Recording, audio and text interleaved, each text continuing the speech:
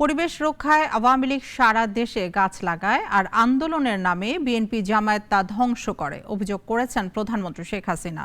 সকালে রাজধানীতে জাতীয় বৃক্ষ মেলার উদ্বোধনী অনুষ্ঠানে উন্নয়নের নামে গাছ কেটে পরিবেশের ক্ষতি না করার তাগিদ দেন তিনি। আব্দুল শাফির প্রতিবেদন। জলবায়ু পরিবর্তন বিশ্ব পরিবেশ দিবস, জাতীয় বৃক্ষরোপণ অভিযান ও জাতীয় বৃক্ষ মেলার উদ্বোধনী অনুষ্ঠান। রাজধানীর আগারগাঁওয়ে বঙ্গবন্ধু আন্তর্জাতিক সম্মেলন কেন্দ্রে আয়োজিত অনুষ্ঠানে যোগ দেন প্রধানমন্ত্রী শেখ হাসিনা।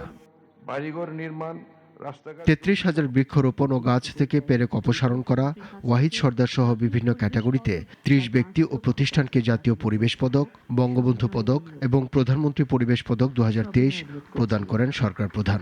পুরস্কার গ্রহণ করছেন জনাব আকাশকলি দাস। বক্তব্যে প্রধানমন্ত্রী পরিবেশ রক্ষায় নানা উদ্যোগের কথা তুলে ধরেন। আমাদের লক্ষ্য হচ্ছে দেশকে এবং দেশের মানুষকে সুরক্ষিত করা, প্রাকৃতিক দুর্যোগ থেকে রক্ষা করা আর প্রকৃতিকে রক্ষা করা। কারণ প্রকৃতি আমাদের সব কিছু দেয়। আমাদের জীবন সুস্বাস্থ্যের অধিকারী হতে হলে সুন্দর পরিবেশ দরকার। কাজে সেদিকে সকলে সচেতন হন, সেটা আমি চাই। সরকার প্রধান বলেন, উন্নয়নের নামে পরিবেশের যাতে ক্ষতি না হয় সেই ব্যাপারে সতর্ক থাকতে হবে। নির্দেশনা দেন, একটি গাছ কাটলে রোপণ করতে হবে ৩টি গাছ।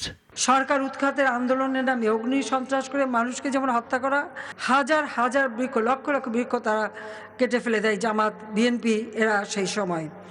অর্থাৎ আমরা যেখানে গাছ লাগিয়ে গেছি সেগুলি তারা ধ্বংস করেছে। এটাই হচ্ছে দুর্ভাগ্যের বিষয়।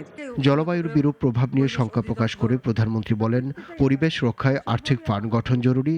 এ সময় সবাইকে বৃক্ষরোপণের আহ্বানও জানান সরকার প্রধান। যে এই বিপর্যয়। আব্দুল্লাহ শাফি, নাগরিক, ঢাকা।